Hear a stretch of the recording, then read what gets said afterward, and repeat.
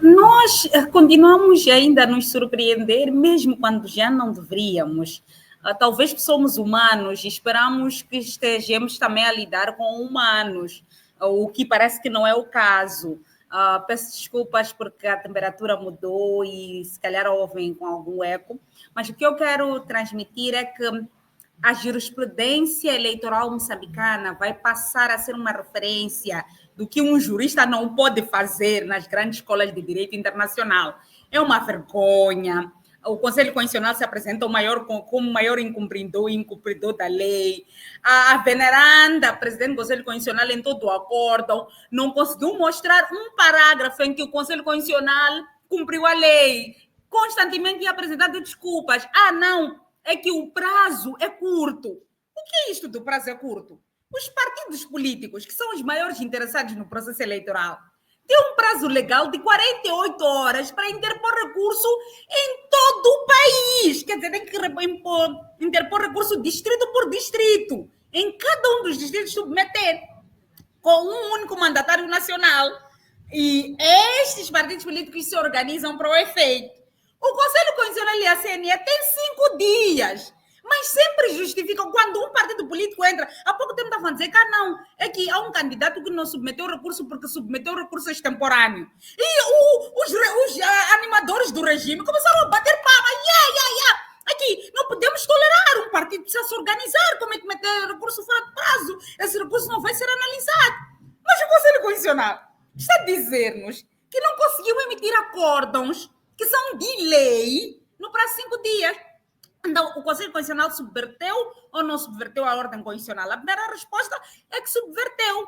Aliás, um acórdão do Conselho Constitucional deveria ser uma entidade didática em matéria de direito no país. Começa por insultar, por atacar alguns dos candidatos. Parece também aquele jogador, árbitro, apanha bolas de campo inclinado, que vai dizendo que não, este ator que vocês estão à espera não se comportou bem, tenta desacreditar, porque, se não vejamos, o Conselho Constitucional pediu editais da Renamo, pediu editais do MDM, pediu editais de um pseudo-observador por aí, pediu vários editais.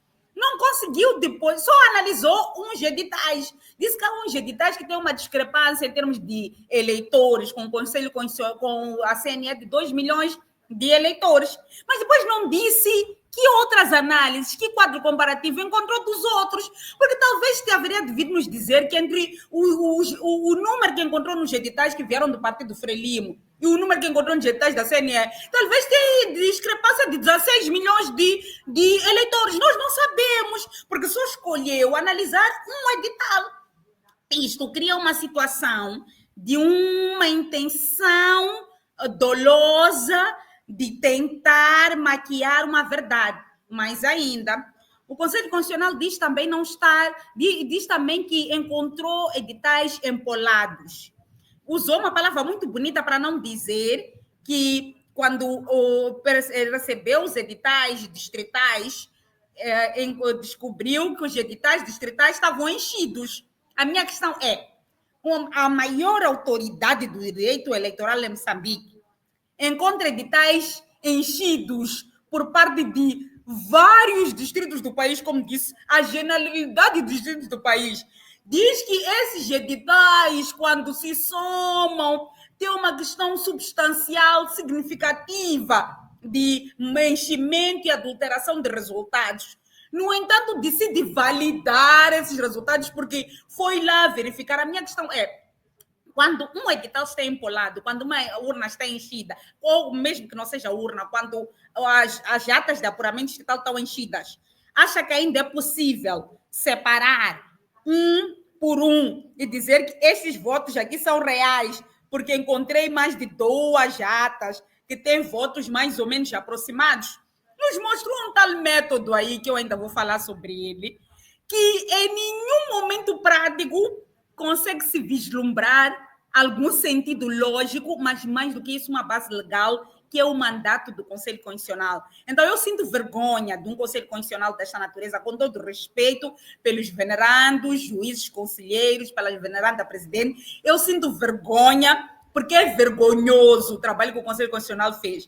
Mas ainda, diz que a CNE apresentou uma justificação sobre as discrepâncias, que a Procuradoria-Geral da República entendeu ser problemática, ser tecnicamente inaceitável, ser legalmente inaceitável, ser, em termos de razoabilidade, inaceitável, mas depois diz que, não, mas este é um problema de lei. Problema de integridade é um problema de lei.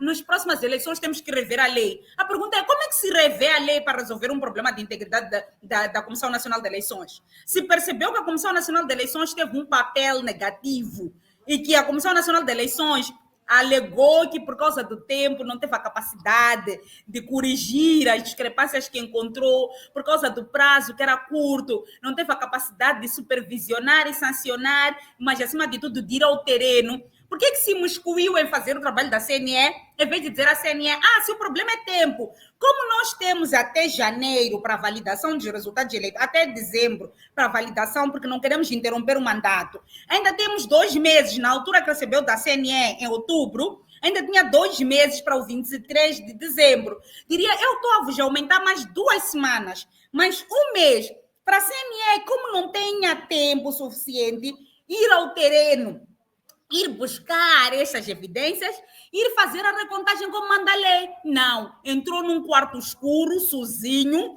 contou votos e vem nos obrigar a assumir que a vontade de um grupo de juízes conselheiros, que nós sabemos como foram parar lá, é a vontade, é a soberania do povo que reside no artigo 2 da Constituição da República. Não vamos brincar com o Estado de Direito, nós estamos a desenhar um futuro sombrio, porque o que estava em julgamento hoje não era a validade das eleições, o que estava em julgamento hoje era a validade das instituições e a validade das leis. Quando os cidadãos percebem que as leis e as instituições não são válidas, é muito perigoso para um Estado de Direito democrático. E nós estamos a fazer um funeral antecipado de uma democracia que poderíamos todos nos unir para construir. Então, é muito que me ofereço a dizer nos próximos minutos. Há uma série de questões incorrigíveis.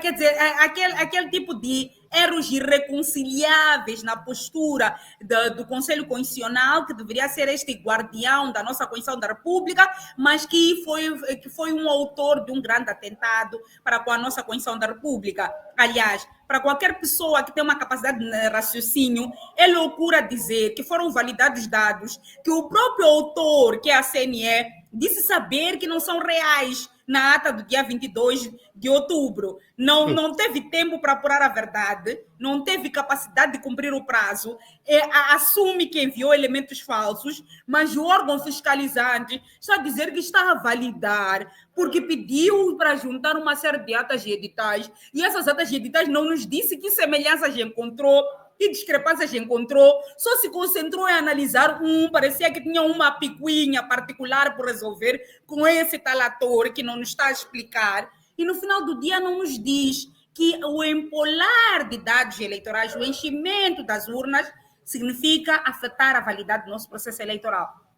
A minha leitura é que houve um cumprimento processual sem justiça substancial. O Conselho Constitucional acabou de afastar a sua responsabilidade democrática num dos momentos mais críticos que a democracia em Moçambique vive. Nós estamos a falar de um processo que poderia pacificar a tensão que nós vemos desde o anúncio dos resultados pela Comissão Nacional de Eleições, mesmo sabendo das tendências que o Conselho Constitucional, através da sua jurisprudência nos últimos processos, poderia trazer, pensamos que, dado o contexto social em que o país vive, poderia nos dar algum ar de justiça através de uma visão menos politizada da sua visão neste acordo. que eu quero dizer é que houve claro excesso de legalismo, como houve em outros processos eleitorais. Estou a falar das eleições autárquicas de 2023 e os outros processos anteriores, onde há um benefício claro da lei, que seleciona, ou seja, é usada de forma seletiva para beneficiar o partido Frelimo, o partido no poder, e também é usada para minimizar as reclamações, as impugnações dos partidos da oposição, particularmente o partido Podemos. Eu vou entrar um pouco no discurso e no sentimento dos guardiões da Constituição em relação a todo o processo. Houve uma descrição muito minuciosa das fases do processo, e muito pouco falou-se das irregularidades e que muitas delas estão a gerar conflitos que estamos a ver hoje. Eu fiquei com muita expectativa de ouvir o Conselho Constitucional a pronunciar-se sobre o recenseamento, no qual tivemos graves violações, desde exclusão de moçambicanos de participar do processo, desde participação de cidadãos estrangeiros no processo político de Moçambique, no caso de votação, recenseamento, nas quais houve provas materiais de que isto aconteceu. Não ouvimos falar sobre o que é que poderia ter acontecido para o enchimento de urnas, os números que foram levantados em termos de dados de votantes fantasmas, sobretudo em áreas eleitorais como Gaza, por exemplo. Nós não ouvimos o Conselho Constitucional a se pronunciar sob o ponto de vista legal, como um órgão judicial que investigou todas estas alegações e trouxe conclusões factuais. Nós vimos uma instituição da justiça a ignorar as provas. Nós vimos o Partido Podemos depositou provas que consubstanciam alegações de fraude. E não foi apenas o Partido Podemos que constatou, nós vimos uma série de vídeos a circularem com irregularidades que favoreciam o Partido Frelimo. Isto é grave, é suficiente para declarar nulidade de uma eleição num país onde o Estado de Direito Democrático funciona. Nós temos irregularidades, por exemplo, em países como Romênia, num percentual tão pequeno, se nós formos a comparar com países como Moçambique, nas quais levaram o país a repetir o processo. Mas nós temos aqui a leitura de uma minuta, posso assim dizer, que todos nós conhecemos. As irregularidades verificadas não são suficientes para alterar o resultado.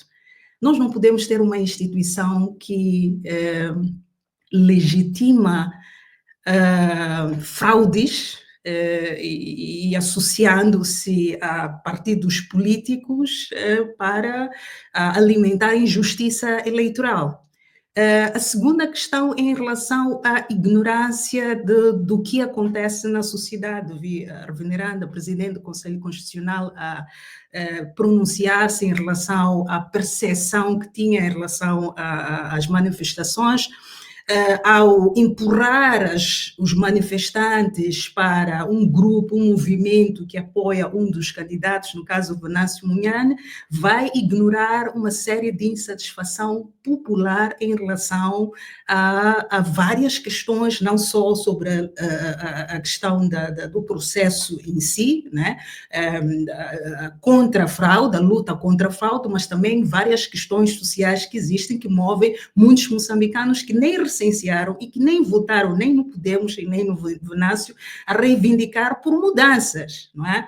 É preciso não ignorar, morreram mais de 130 pessoas, pese embora tivemos o ciclone Chido em Cabo Delgado, tivemos as vítimas mortais, mais de 30 pessoas morreram, mas morreram pessoas, mais de 130 pessoas morreram em situações bárbaras, mulheres, crianças que foram arrancadas da sociedade de forma bárbara por um ator que os devia proteger. o guardião da Constituição deveria pronunciar-se em favor da defesa da vida e também pronunciar-se em relação à militarização do controle da manifestação e impedimento dos cidadãos de exercer o seu direito de se expressar e também do associativismo, etc. Nós tivemos um Conselho Constitucional a dar praticamente justificações legalistas que favorecem o Partido Frelimo e também a criar justificações que reprimem os partidos que impugnam estas decisões da Comissão Nacional de Eleições. Nós vimos que a própria CNE admitiu erros, e erros técnicos, de cálculos, de números, que não conseguia justificar o resultado que trouxe, mas ao Conselho Constitucional cabe a decisão de se realmente há matéria para validar ou não este processo. E se estas discrepâncias todas não são suficientes para o Conselho Constitucional invalidar este processo ou declarar uma nulidade, nós temos problemas. Uma instituição que não cumpre o seu papel sob o ponto de vista dos poderes que nós temos, dos poder judicial, no caso, e uma instituição que enfraquece todas as outras instituições em volta de soberania. Isto vai implicar o aumento da baixa confiança do cidadão em relação às instituições, o aumento da percepção de que a justiça formal não funciona, e aí é onde nós entramos para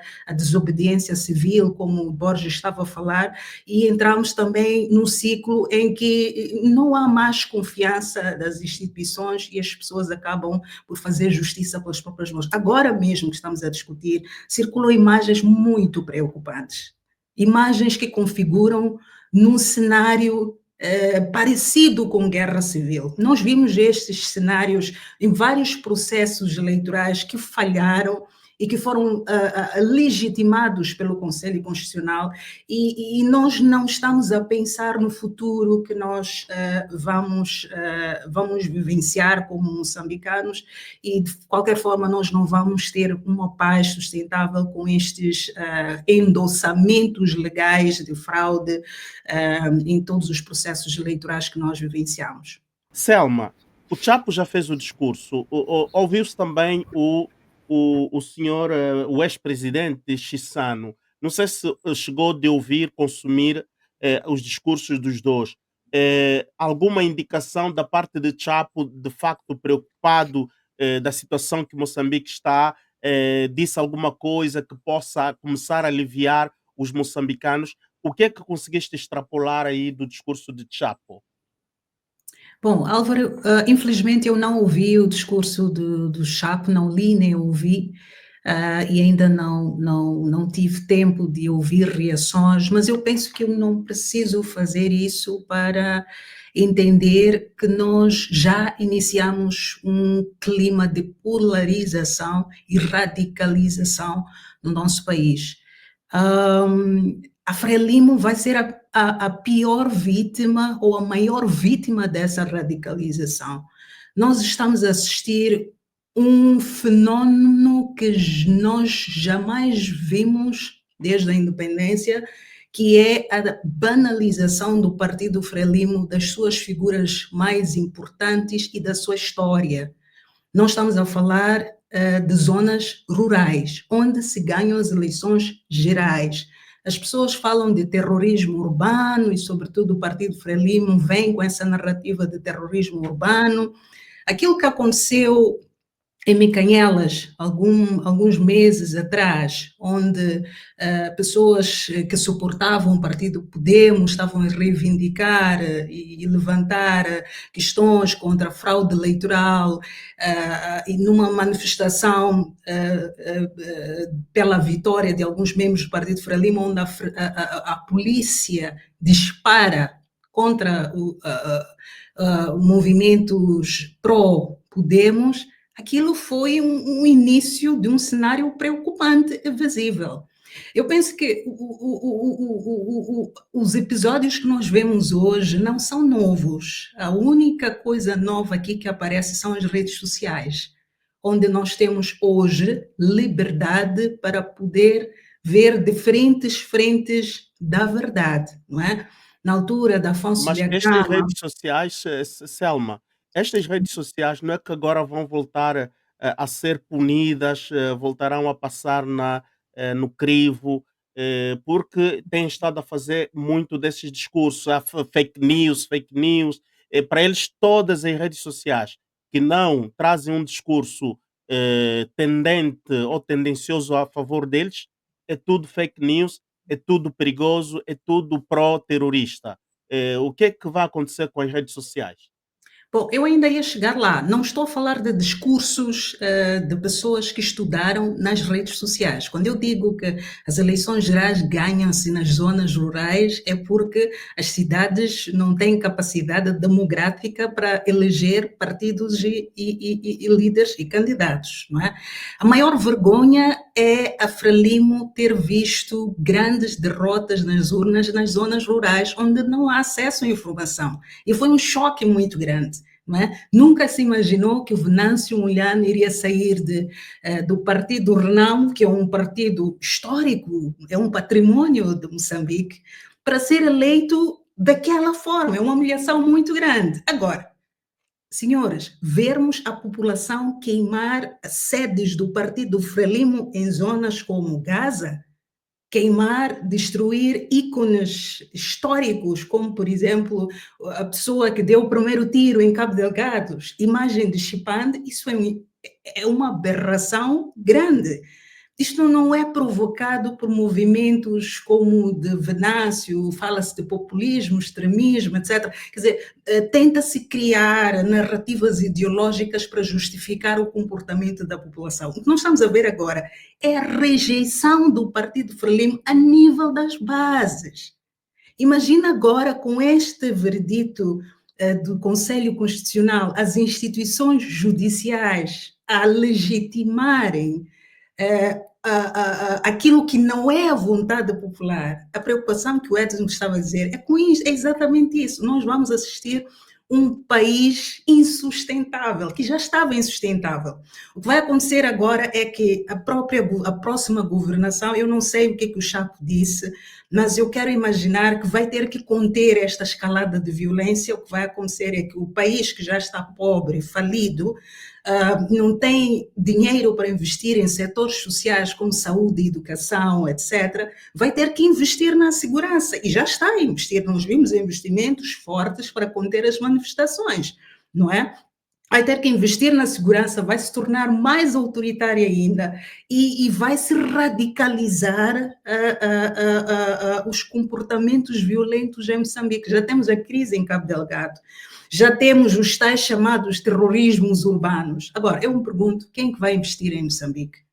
O que é que vai ser destes grandes projetos que estão a ser suportados maioritariamente com as grandes oligarquias da Frelimo? Então, é insustentável. A decisão que o Conselho Constitucional tomou hoje é insustentável até para o próprio partido Frelimo, e nós vamos ver isso nos próximos dias. Então, o que eu estava a falar sobre as redes sociais é que, hoje em dia, nós estamos a receber vídeos de coisas reais, de fatos reais a acontecer. Nós não precisamos de canais de informação para nos fazer chegar o que é que está a acontecer a nível da base em qualquer ponto do país.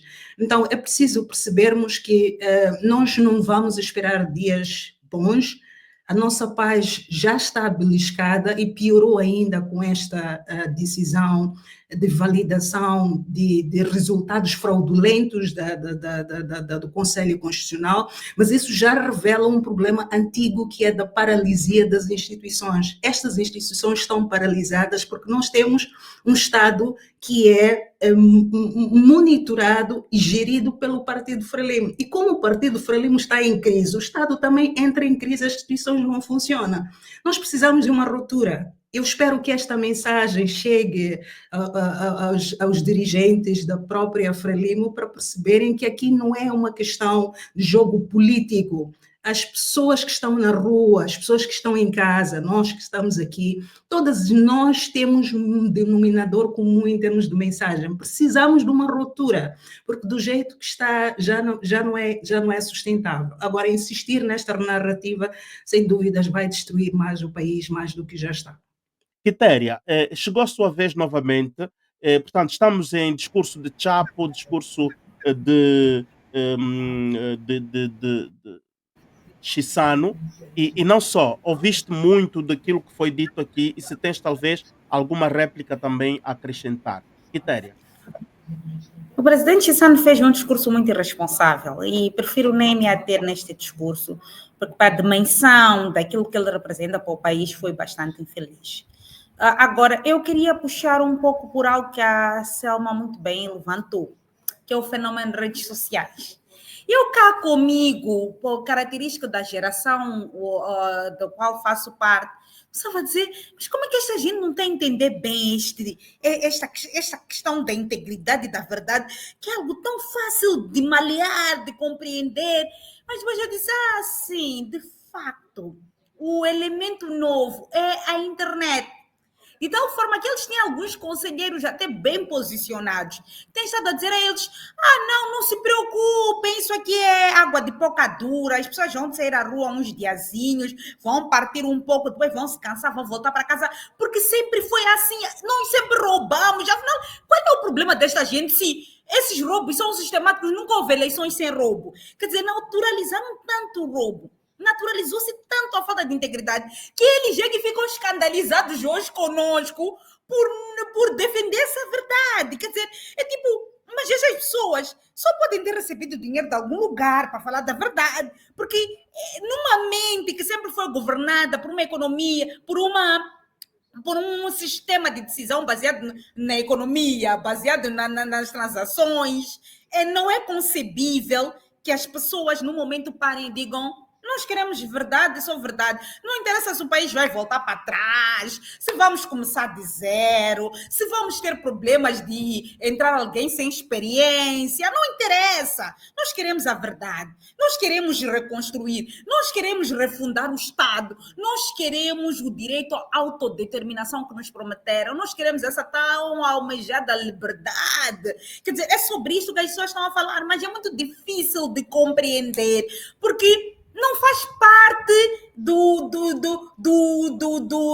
consciente, da forma como foram educados neste processo de socialização política. Então, as redes sociais, quando vêm expor, quando vêm trazer uma geração, cidadãos mais conscientes de que a liberdade não é uma questão de utopia, mas é possível nós alcançarmos. Então, o que nós estamos a falar não é mais do que isto. E eu não espero nada do discurso do senhor Chapo, e devo dizer isto, não espero nada por uma razão muito simples. É que se ele fosse íntegro, já deveria ter mostrado essa integridade. Eu, pessoalmente, se estivesse numa situação desta natureza, estivesse a ser forçada por alguém a governar enquanto o povo não me quer, eu haveria dizer, esse povo não me quer, eu não posso. Quer dizer, agora vir começar a se preocupar, fingir ser humanitário, vir fingir que está preocupado com as vítimas, vir fingir que no seu coração cabem milhões de moçambicanos, quando de outubro para cá fingiu que nós não existíamos, é grave.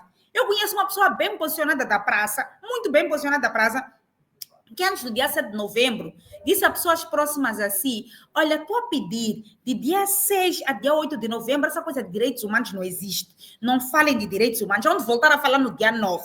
Então, esta forma de ser e estar tem que começar a acabar. O que nós estamos a dizer, quer dizer, o que nós estamos a falar, são questões bastante razoáveis, porque essas leis que nós estamos a defender, não fomos nós que escrevemos, nós nem fizemos parte da elaboração da lei. Talvez se fôssemos nós a elaborar a lei, nem íamos elaborar assim. Então, nós só estamos a dizer, cumpram lá com a lei que vocês sozinhos elaboraram.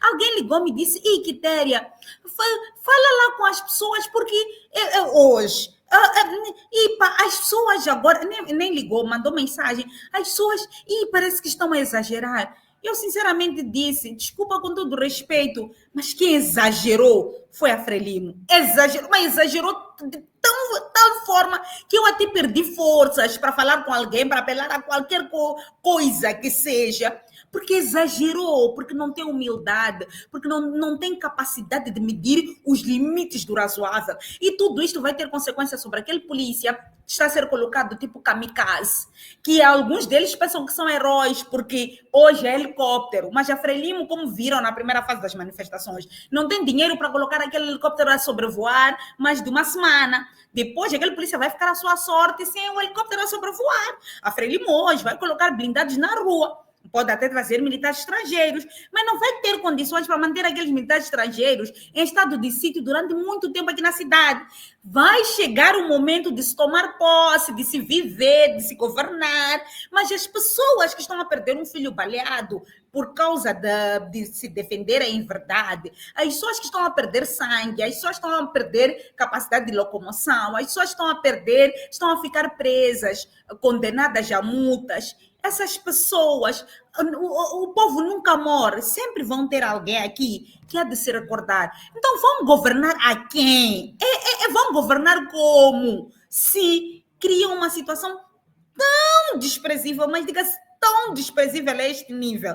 Não esperávamos muito destas pessoas, mas chega a um nível que é preciso refletir, no mínimo, para fingir que estás a usar lei. Fingir que estás a usar a lei, cita um bocadinho a lei, pelo menos o Conselho Constitucional vir dizer que, olha, vejam que o princípio X da lei eleitoral começava a pegar coisas, parece que está distraído, atrapalhado.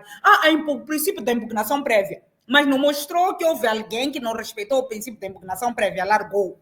Depois vai falar de, não, porque houve empolamento. Depois não diz o que está a fazer com tal empolamento, enchimento que houve, largou. Diz que a CNE não cumpriu com seu papel de supervisão. Mas não diz o que está a fazer com esse incumprimento do papel de supervisão por parte da CNE. Depois diz, houve, quer dizer, não conseguiu ter um raciocínio lógico, sistemático. Aliás, tentou em algum momento dizer que a lei não se interpreta só pelos elementos literais. Veneranda Presidente, com todo o respeito, quando nós falamos do artigo 9 do Código Civil sobre interpretação da lei, quando nós vamos para os elementos literais, extraliterais, sistemáticos, nós estamos a dizer para inventar uma metodologia que não existe na lei e que nem vai ao alcance do sentido que o legislador quis fixar quando ele elaborou a lei.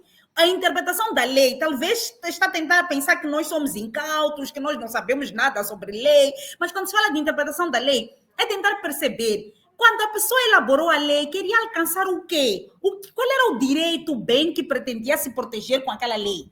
Quando a lei impõe 5 dias, qual é o bem que pretendia proteger? Não é o Conselho Constitucional.